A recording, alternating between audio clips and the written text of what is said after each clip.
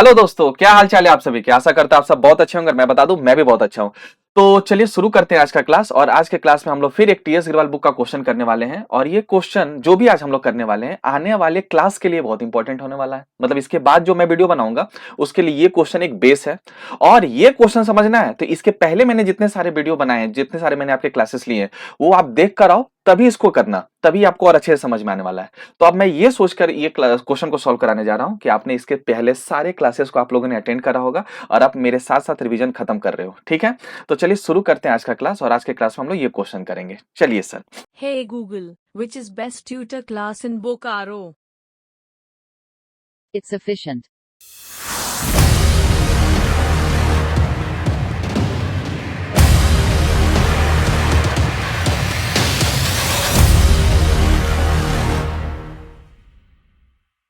तो चलिए हम लोग क्वेश्चन शुरू करते हैं।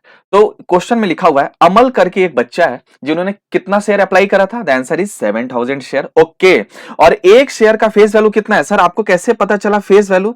भाई साहब, मैं आपको शुरू से बोला कि ऑफ से लेके ईच को हम लोग क्या बोलते हैं। सर याद आ गया, ऑफ से लेके ईच को हम लोग बोलते हैं, सॉरी ऑफ से लेके ईच को हम लोग बोलते हैं फेस वैल्यू। ठीक है सर, तो हमारे पास फेस वैल्यू कितना दिया हुआ है, 10 रुपए। ओके, आगे लिखा हुआ है एट अ प्रीमियम ऑफ 5 पर शेयर। अच्छा, कंपनी आपसे सिर्फ फेस वैल्यू की कीमत ही नहीं मांग रही है, उसमें कुछ जोड़ कर मांग रही है। उसका क्या नाम है दोस्त। सर उसका नाम प्रीमियम है। और प्रीमियम हमसे कितने ले रही है कंपनी, 5 रुपए।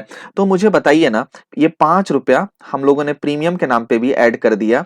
तो इस हिसाब से जब फेस वैल्यू में प्रीमियम जोड़ देते हैं तो इकट्ठा वो क्या कहलाता है, क्या बन जाता है, इशू प्राइस। तो इस शेयर का इशू प्राइस कितना हो गया, 10 रुपया। फेस वैल्यू का 5 रुपया, प्रीमियम का तो इशू प्राइस हो गया मेरे ख्याल से 15। तो आ जाओ, साथ ही साथ हम लोग लिखकर भी खत्म कर लेते हैं। हाँ सर, तो हम फेस वैल्यू के कॉलम में 10 रुपीज लिख देते हैं और इशू प्राइस के घर में कितना लिख देते हैं, 15। ठीक है सर। और मुझे बताइए, क्या इस बार इशू प्राइस ज्यादा है। हाँ, और जब इशू प्राइस ज्यादा होता है तो हम बोलते हैं debt shares are issued at premium. यहां तक क्लियर है, मस्त। हाँ सर क्लियर, सारा पुराना टॉपिक चल रहा है। हाँ सर, तो मैं इसको हाईलाइट भी कर देता हूं साथ ही साथ कि आपको समझने में भी आएगा कि ये शेयर प्रीमियम में इशू है। चलिए आगे बढ़ते हैं। लिखा हुआ है इन्होंने ही वाज ओके, इनको कंपनी ने 4000 शेयर ही अलॉट किया। तो बताओ दोस्त, क्या हमें अलॉटेड भी शेयर पता चल गया कि अमल ने अप्लाई किया था 7000 शेयर्स के लिए और कंपनी ने इनको अलॉट कितना किया है, 4000 शेयर। ठीक है, किस बेसिस पे, ओ my God sir, pro rata basis पे। यानी कि ये जो अमल भाई साहब हैं, इनका अप्लाइड भी हमें पता चल गया 7000 शेयर और इनका अलॉटेड भी हमें पता चल गया। तो अमल जो है वो 7000 शेयर के लिए अप्लाई किया था, कंपनी ने उनको अलॉट कितना करा है, 4000 शेयर। तो क्या ये प्रोराटा जाति धर्म से आते हैं। हाँ सर, ये प्रोराटा जाति धर्म से आते हैं। और जब कभी भी प्रोराटा दिखता है तो मैंने आपको कसम खिलाया था कि सर हमें क्या बनाना पड़ता है। सर हमें याद आ गया, सर हमें बनाना पड़ता है वर्किंग नोट। तो मैं आपको यहाँ पे हाईलाइट कर दे रहा हूं कि याद रहेगा, क्योंकि ये प्रोराटा वाला बच्चा है तो मुझे इसका वर्किंग नोट बनाना पड़ेगा। बढ़िया सर, मस्त। आगे बताओ सर। आगे लिखा हुआ है कि आफ्टर हैविंग पेड 3 पर शेयर ऑन एप्लीकेशन। ओ, अब इनका तारीफ हो रहा है। क्या तारीफ हो रहा है कि इन्होंने पे किया है एप्लीकेशन पे। और कितना पे किया है, 3 रुपए। तो इस हिसाब से हमें यह पता चल गया कि एप्लीकेशन का कीमत कितना हो गया, 3 रुपया। और इन्होंने पे कर दिया है तो हमने टिक कर दिया, यानी कि कंपनी ने मांगा होगा और अमल भैया पे कर दिए होंगे। ठीक है सर। आगे लिखा है ही डिड नॉट पे। अब देखिए आगे लिखा है ही डिड नॉट पे। उन्होंने क्या नहीं पे करा, अलॉटमेंट मनी। और अलॉटमेंट मनी कितना नहीं पे करा, द आंसर इज 7 पर शेयर। और क्या ये 7 रुपए में ही क्या कोई छुप कर बैठा है। हाँ, तो जब मैंने एक क्वेश्चन आपके साथ करा था उसमें यह नहीं बताया था कि प्रीमियम कहां छुप कर बैठा है, तो हमने ये एज्यूम करा था कि जब प्रीमियम का अमाउंट ना पता चले कि कहां है तो हम क्या एज्यूम लेकर चलते हैं, वो कहां छुप के बैठा हुआ है, अलॉटमेंट पे। लेकिन इस क्वेश्चन में स्पेशली आपको स्टेट कर रहा है कि प्रीमियम कहां पे इंक्लूड है, द आंसर इज अलॉटमेंट पे। तो आ जाओ, साथ में हम लोग ये भी लिख लेते हैं कि भाई अलॉटमेंट का कीमत हो गया 7 रुपया और प्रीमियम कितना था। सर प्रीमियम तो यहां पर दिख रहा है 5 रुपीज। तो जब 7 रुपए में 5 रुपए हम प्रीमियम हटा लेंगे, तो 7 रुपए में 5 रुपए हम जब प्रीमियम हटा लेंगे तो आप ही बताओ अलॉटमेंट का फेस वैल्यू कितना हो जाएगा। सर अलॉटमेंट का फेस वैल्यू तो 2 रुपए हो जाएगा। ओके, बढ़िया। अब मुझे एक बात बताओ, यानी कि प्रीमियम जो है वो अलॉटमेंट में छुपा हुआ है, इसका मतलब एप्लीकेशन में तो है नहीं, पूरे के पूरे कहां पे आ गया, अलॉटमेंट में। तो क्या एप्लीकेशन का जो फेस वैल्यू है क्या वो इशू प्राइस के बराबर आ जाएगा। हाँ सर, बिल्कुल सर, ओके जी। आगे बढ़ते हैं, लिखा हुआ है and on his subsequent failure. इसका हिंदी है कि वो फिर बाद में फिर फेल कर गया। क्या देने में फेल कर गया सर? वो बाद में फेल कर गया फर्स्ट कॉल देने से। और फर्स्ट कॉल का कीमत कितना है, इशू प्राइस कितना है? The answer is 3 rupees, question में दिया हुआ है। आ जाओ, तो साथ ही साथ हम फर्स्ट कॉल के घर में जाते हैं, 3 रुपीज यहां भी लिख लेते हैं और फेस वैल्यू में भी 3 रुपीज लिख लेते हैं, क्योंकि फर्स्ट कॉल में प्रीमियम नहीं है। ओके सर, आगे बढ़िए सर। लिखा है his shares were forfeit. Oh my god, इस बदमाश बच्चे के शेयर्स को कंपनी ने कैंसिल कर दिया, जब्त कर दिया। ओके, फॉरफिट कर लिया। तो कितना फॉरफिट कर लिया सर? ये तो बड़ा चर्चा वाला विषय है। अब अमल के तो दो दिए हुए इंफॉर्मेशन शेयर्स को लेके, एक दिया है अप्लाइड वाला और एक दिया है अलॉटेड वाला। सर हम यहां पर अगर उसका शेयर फॉरफिट करेंगे तो कौन सा करेंगे, अप्लाइड वाला या अलॉटेड वाला? तो मैं बता दूं बच्चों, जब कभी भी ऐसा क्वेश्चन होगा तो हम हमेशा जो शेयर उसके फॉरफिट करेंगे, हम जब भी उसके शेयर फॉरफिट करेंगे प्यारे बच्चों, तो हमेशा हम कौन से वाले शेयर को फॉरफिट करेंगे? द आंसर इज जो उसको शेयर अलॉट हुआ है, जो उसको शेयर अलॉट हुआ है। और हमारे क्वेश्चन में अमल भैया को जो शेयर अलॉट हुआ है वो कितना हुआ है? 4000 शेयर। तो ये क्लियर हो गया कि हम 7000 नहीं करेंगे फॉरफिट, हम कितना फॉरफिट करेंगे? जो उसको अलॉट हुआ है। And the allotted share number are given is 4000 share. Clear? हाँ सर, बढ़िया, आगे बताइए सर। ओके, लिखा हुआ है कॉल्स नॉट रिसीव। जो कॉल के पैसे नहीं मिले, वो क्वेश्चन कह रहा है कि हम आगे उसको कहां ले जाकर ट्रांसफर करने वाले हैं? Calls in arrear account. मतलब बोल रहा है जब पैसे नहीं मिलते हैं तो हम किसका सहारा लेके डेबिट किए होंगे? कॉल्स इन एरियर का। तो बोलता है आज जब हम ट्रांसफर करेंगे तो फिर किस किस अकाउंट को ओपन करेंगे? Calls in arrear account. और कॉल्स इन एरियर अकाउंट को कल हमने डेबिट करा था, तो आज हम जब क्लोज करेंगे शेयर फॉर फ्यूचर के एंट्री में, तो इसी कॉल सिनेरियर को क्रेडिट करेंगे। सर आपने ये रिवाइज करा दिया है और अच्छा लगा कि आपने एक बार वापस रिकॉल करा दिया, थैंक यू थैंक यू। आगे लिखा है ये जो शेयर्स है, कौन सा शेयर? जो शेयर क्या हो चुका है? ये जो शेयर फॉरफिट हो चुका है, यानी कि नंबर ऑफ शेयर जितना फॉरफिट है, क्या उतना ही नंबर ऑफ शेयर री इशूड है? इसका मतलब नंबर ऑफ शेयर फॉरफिट भी 4000 और नंबर ऑफ शेयर री इशू भी 4000। तो मैं आपके सिंप्लिसिटी के लिए, आपके आसानी के लिए, मैं यहां पर एनएसआरआई बोले तो नंबर ऑफ शेयर री इशू के सामने भी कितना लिख लेता हूं? Okay sir, 4000 share.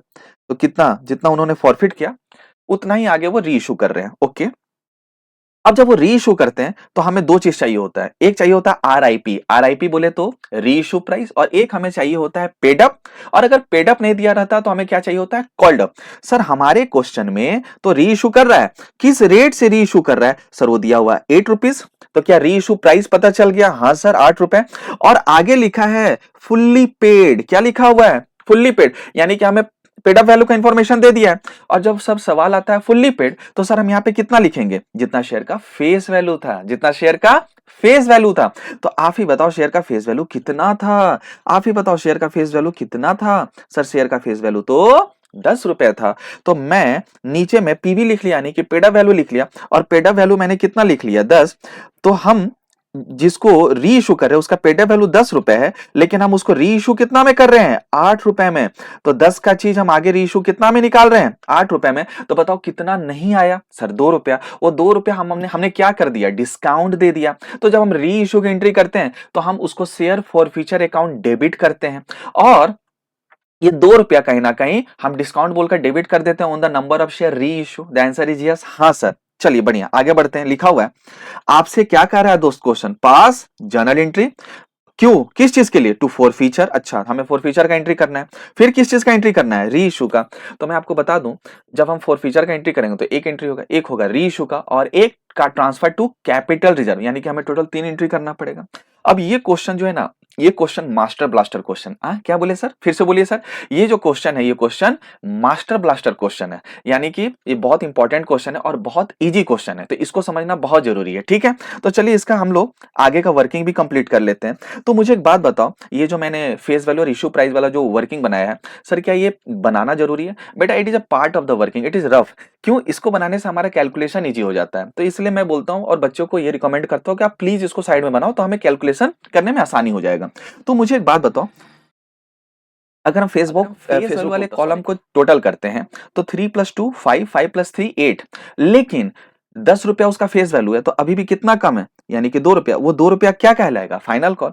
कंपनी ने आगे फाइनल कॉल तो मांगा ही नहीं। क्यों? क्योंकि फर्स्ट कॉल के बाद ही फॉरफिट कर लिया। ये देखो लिखा हुआ है on subsequent failure to pay first call his share were forfeited, मतलब कंपनी ने फर्स्ट कॉल मांगने के बाद ही फॉरफिट कर लिया, यानी कि फाइनल कॉल नहीं मांगा।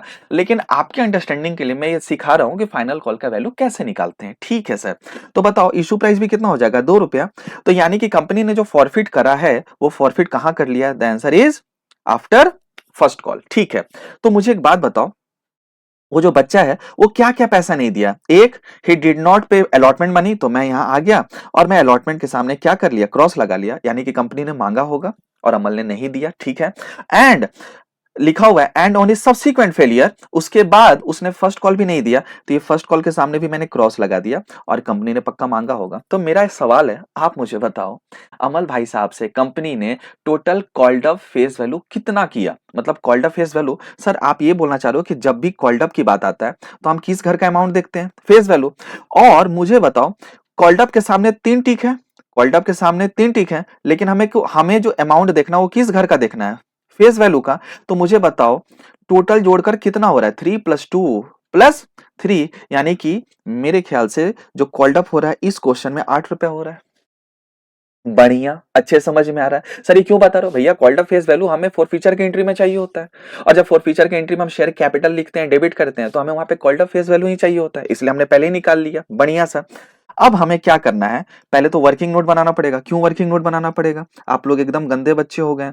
वर्किंग नोट क्यों बना रहे हैं, क्योंकि ये प्रोराटा वाला क्वेश्चन है। हाँ सर, और आपको मैं वापस से रिकॉल करा दूं कि जब प्रोराटा का क्वेश्चन होता है तो हमें एक डायलॉग लिखना पड़ता है, एक सेंटेंस लिखना पड़ता है।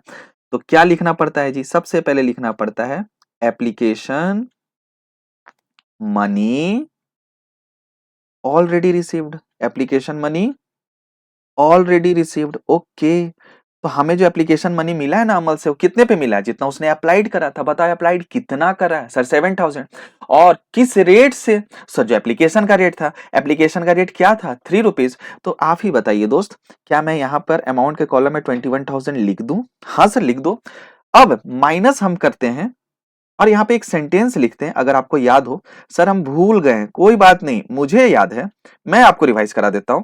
तो हम वहां पर लिखते हैं एप्लीकेशन मनी ऑलरेडी रिसीव के जगह हम क्या लिखते हैं, एप्लीकेशन मनी शुड रिसीव। हम क्या लिखते हैं, एप्लीकेशन मनी शुड रिसीव, कि हमें कितना मिलना चाहिए था। तो कितना मिलना चाहिए था, जितना हमने उनको अलॉट किया। आप ही बताओ अमल भैया को हमने कितना अलॉट किया है, सर 4000। तो 4000 पे एप्लीकेशन के रेट से मिलना चाहिए, यानी कि 3, यानी कि हमें मिलना चाहिए था 12000। ओके, लेकिन हमें कितना मिल गया, 21,000।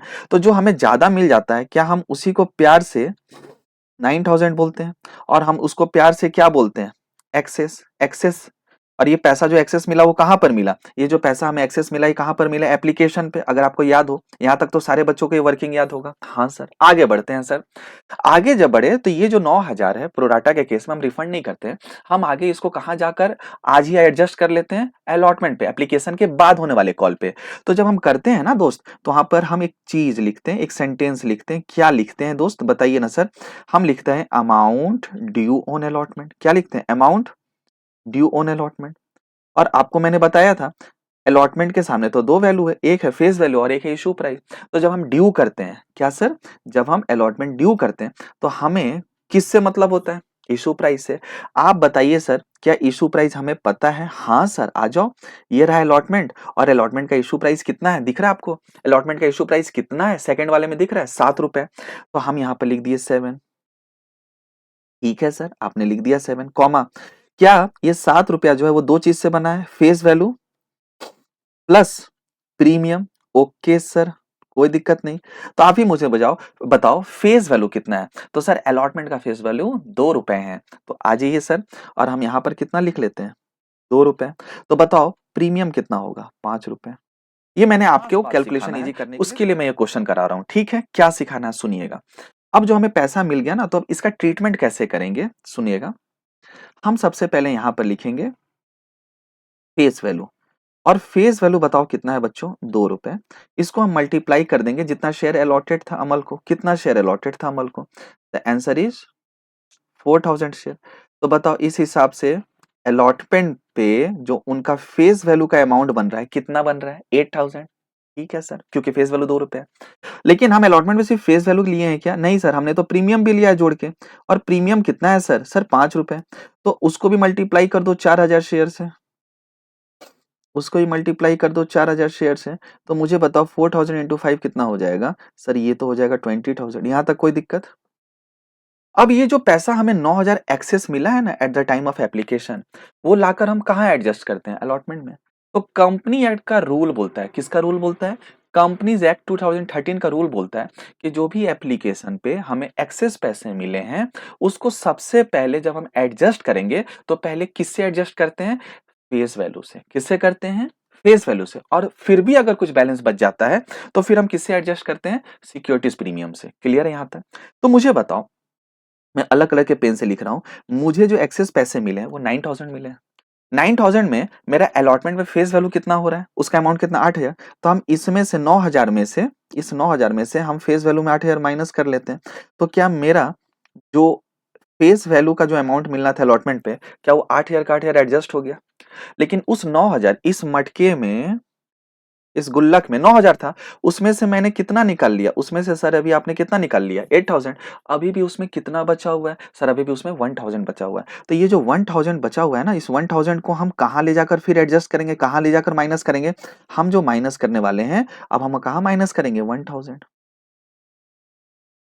तो मुझे बताओ, जब हम माइनस करेंगे 1000, तो ये जो निकल कर आएगा अमाउंट, ये कितना निकल कर आएगा? सर ये अमाउंट निकल कर आएगा 20 माइनस 1, 19000। कितना निकल कर आएगा? ओके सर, ये तो मैजिक आपने कर दिया। हाँ, ये क्वेश्चन मैंने इसलिए लिया था कि मुझे ये ट्रीटमेंट आपको सिखाना था कि जब कभी भी एक्सेस हमें एप्लीकेशन पे मिल जाता है तो हम आगे एडजस्ट करते हैं अलॉटमेंट में। तो कंपनी एक्ट का रूल बोलता है कि जो भी एक्सेस हमें ज्यादा मिला हुआ है एप्लीकेशन पे, हम अलॉटमेंट में जब एडजस्ट करेंगे तो उतना ही करेंगे जो सबसे पहले फेस वैल्यू अमाउंट दिखेगा। उसके बाद अगर कुछ सरप्लस है तो फिर हम कहाँ जाके एडजस्ट करते हैं? उस अलॉटमेंट के सिक्योरिटीज प्रीमियम पे, जैसा कि हमने 1000 को किया। ठीक है सर, बढ़िया। तो मुझे एक बात बताओ, ये जो नील है, तो मैं आपके रेफरेंस के लिए लिख दूं, ये कुछ नहीं, ये कहीं ना कहीं एक्सेस है। हाँ सर। और ये जो 1000 है, ये भी कहीं ना कहीं क्या है सर? ये भी एक्सेस है। तो मेरे पास जो एक्सेस था, अगर मेरे प्यारे बच्चों ध्यान से देखोगे तो 9000 था, और हमने उस 9000 को इस तरह से इस बार एडजस्ट किया है। क्लियर है यहां तक? समझ में आ रहा है? हाँ सर, क्वेश्चन में वेराइटी है। हाँ भाई, क्वेश्चन में वेराइटी है। तो अब सर ये 19000 का मतलब क्या है? इस 19000 का मतलब है नॉट पेड बाई अमल। किसने नहीं पे किया? अमल नाम के बच्चे ने।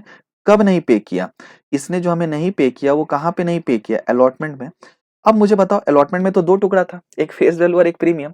तो ठीक है, ये अलॉटमेंट का ही पैसा नहीं दिया, लेकिन अलॉटमेंट का किस टुकड़ा का पैसा नहीं दिया? ये अलॉटमेंट का किस टुकड़ा का पैसा नहीं दिया? वो जो अलॉटमेंट का जो टुकड़ा का पैसा नहीं दिया, वो किस टुकड़ा का पैसा नहीं दिया सर? प्रीमियम का। और बताओ बच्चों, प्रीमियम का कितना उसने नहीं दिया? The answer is 19000।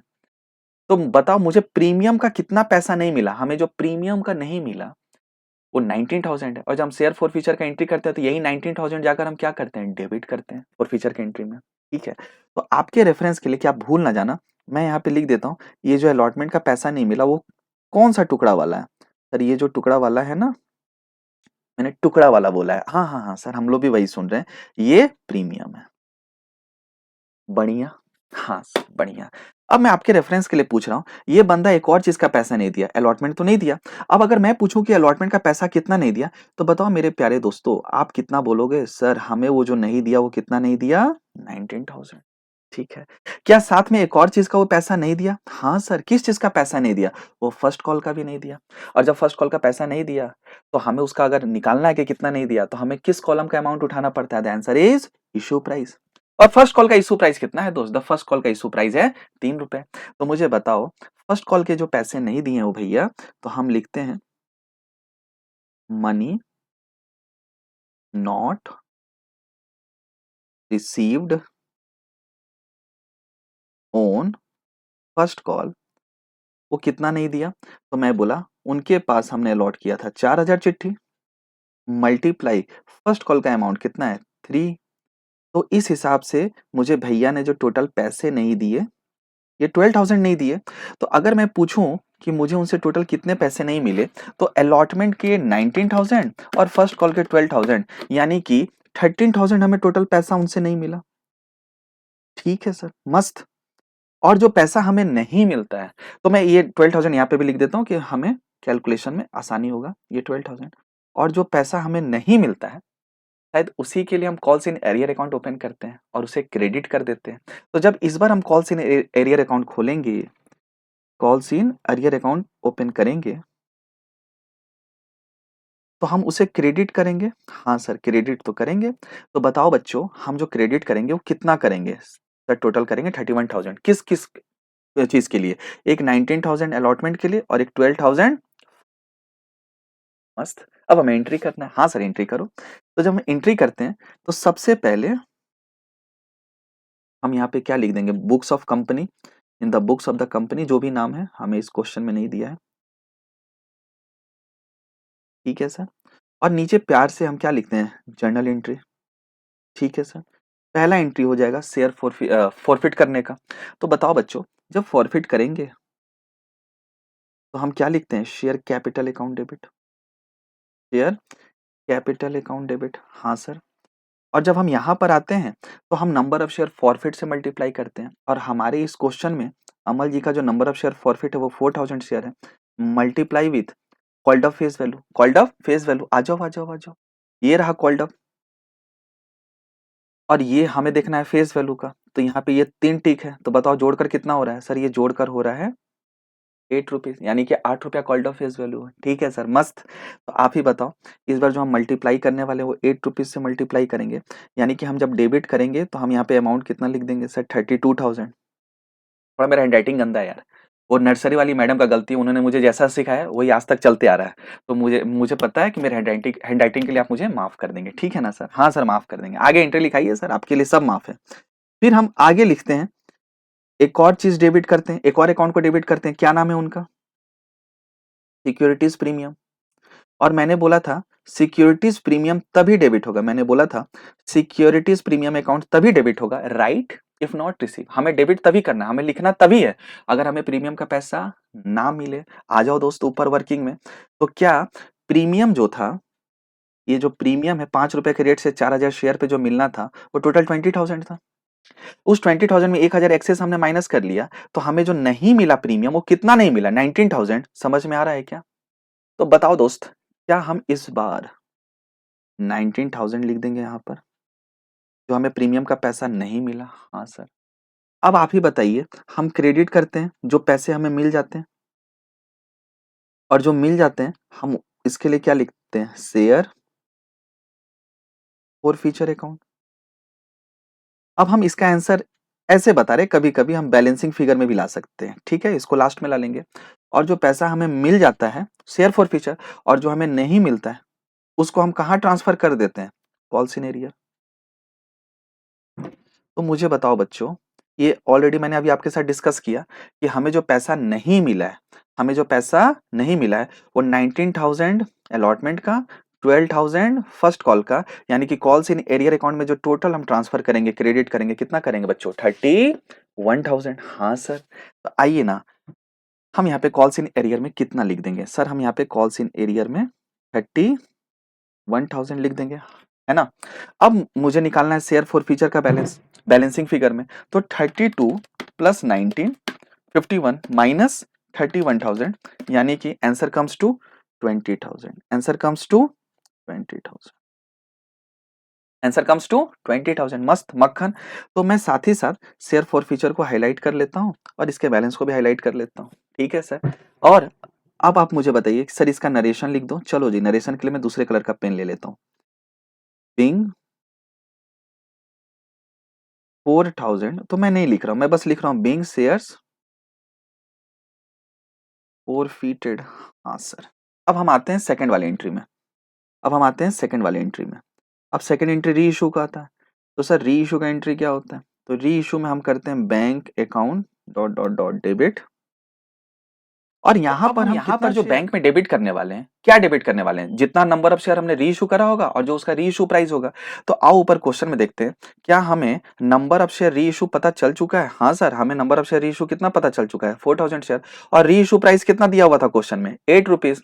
चलिए, तो हम यहाँ पर आते हैं और हम यहाँ पर लिख लेते हैं 4000 शेयर्स जो नंबर ऑफ शेयर री इशू है, मल्टीप्लाई विथ ₹8 क्योंकि ये री इशू प्राइस है, तो मुझे बताइए ये कितना हो जाएगा सर? 32,000। मस्त। हाँ सर। फिर हमें कुछ क्रेडिट भी करना पड़ता है। हाँ सर। क्या लिखते हैं? To share capital. और शेयर कैपिटल अकाउंट का वैल्यू कैसे निकलता है? तो हम इसके लिए मल्टीप्लाई करते हैं 4000 shares multiply with rupees paid up. If paid up is not given then we will shift to called up. आओ देखते हैं दोस्त क्वेश्चन में क्या दिया हुआ है। तो सर क्वेश्चन में तो आपने बताया था कि इस बार हमें क्या दिया हुआ है? Fully paid. और जब फुल्ली पेड होता है तो आपने अभी सिखाया था कि जब फुल्ली पेड अप होता है तो हमें वहां पे कितना उठाकर लिखना है? जल्दी मुझे बताओ, जल्दी। दिख रहा? सर फुल्ली पेड अप में हमें 10 रुपए लिखने हैं। तो आ जाओ, हम यहाँ पर कितना लिख देंगे? ₹10 और ब्रैकेट क्लोज। तो मुझे बताओ यहाँ पर अमाउंट कितना हो जाएगा? सर 40,000। ठीक है।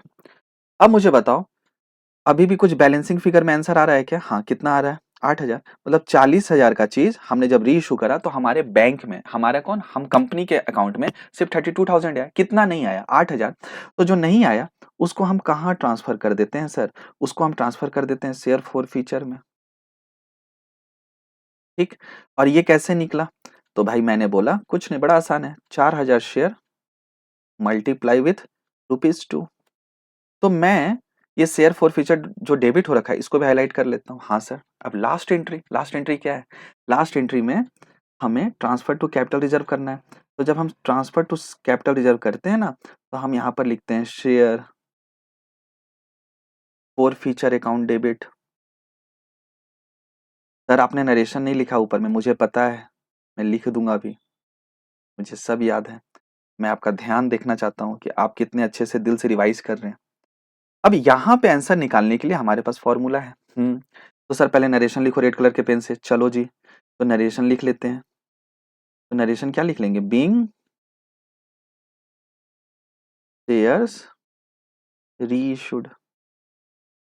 ठीक है जी। और सर इसका नरेशन क्या होगा? इसका नरेशन होता है being gain on reissue transfer to capital reserve. ठीक है सर। अब इसका अमाउंट कैसे निकलेगा? तो इसके लिए मैं अलग कलर का पेन ले लेता हूं। मैंने फॉर्मूला बताया था, जब हम फॉर फीचर का एंट्री किए थे तो शेयर फॉरफिट क्रेडिट हुआ था। वो वाला अमाउंट ले लो, multiply with number of share reissue divide by number of share forfeit bracket में, माइनस जब हमने री इशू करा था डिस्काउंट पे तो शेयर फॉरफिट अकाउंट डेबिट हुआ होगा, वो ले लो। सॉल्व करने के बाद जो आंसर आता है ना, वो किसका आंसर कहलाता है? वो आंसर कहलाता है सर कैपिटल रिजर्व। तो अब आप मुझे बताइएगा सर, हाँ पूछिए ना सर, आप पूछते ही तो नहीं है। बताइए शेयर फॉरफिट क्रेडिट आपको दिख रहा है पहले एंट्री में? हाँ, कितना दिख रहा है सर? पहले एंट्री में शेयर फॉरफिट क्रेडिट 20,000 से दिख रहा है। तो आइए ना सर, क्या हम यहाँ पे 20,000 लिख दें? हाँ। नंबर ऑफ शेयर री इशू, हमने कितना नंबर ऑफ शेयर का री इशू निकाला था? The answer is 4,000 share. हमने कितना शेयर फॉरफिट कर लिया? The answer is 4,000। मैंने इसको ब्रैकेट में ले लिया, माइनस अब शेयर फॉरफिट डेबिट कहाँ होगा सर? सेकंड एंट्री में मिलेगा। आ जाओ, सेकंड एंट्री में शेयर फॉरफिट डेबिट दिख रहा है क्या सारे बच्चों को? हाँ सर। कितना दिख रहा है सर? सर दिख रहा है 8,000। आ जाओ जी, हम यहाँ पर लिख लेंगे ₹8,000। ठीक। मुझे बताओ, ये 4,000 कट गए तो कितने हो गए? 20,000 माइनस ₹8,000। तो मुझे बताओ ये जो आंसर आया, वो कितना आ गया? 12,000। और ये 12,000 जो है कि हम यहाँ पर लिख देंगे। हाँ सर। अब क्या मजेदार बात है इस क्वेश्चन में, इस क्वेश्चन का आंसर बुक में गलत दिया हुआ है। मतलब जो सर ये फॉरफिट क्रेडिट हो रखा है ना, उन्होंने 21,000 दिया है। कितना दिया है? 21,000। बट एक्चुअल में जो आंसर होगा ना, वो आंसर 20,000 होगा। क्यों? 21,000 तो हमें मिला है, लेकिन उसमें हमें ₹1,000 जो मिला है वो किस चीज का मिला है? सिक्योरिटी प्रीमियम का। तो जब भी हम शेयर फॉर फ्यूचर का अमाउंट लिखते हैं तो आपको पता होना चाहिए, मैं आपको फिर से याद दिला दूं, हम जब भी लिखते हैं कैसे लिखते हैं? कौन सा अमाउंट लिखते हैं? फेस वैल्यू वाला। तो उसमें 1000 रुपीज माइनस नहीं किया हुआ है, इसलिए आंसर में आपके किताब में, आपके बुक में 21,000 दिखेगा, but the correct answer is 20,000। तो इसको आप रेक्टिफाई कर लेना, करेक्ट कर लेना। और इसकी वजह से इसका असर कैपिटल रिजर्व वाली एंट्री, थर्ड वाली एंट्री में भी पड़ेगा। तो बुक में 13,000 दिया, बट एक्चुअल में आंसर कितना हो जाएगा? 12,000। ठीक है, तो मैंने एक अच्छा सा, सुंदर सा, सुशील सा, हंसमुख सा, गोरा सा, चिट्टा सा, हैंडसम सा और ब्यूटीफुल सा क्वेश्चन आपके साथ डिस्कस करा है, जो आपके बुक का, टीएस गिरवाल बुक का था। तो होप सो आपको अच्छे से रिवाइज हुआ होगा और आपको समझ में आया होगा।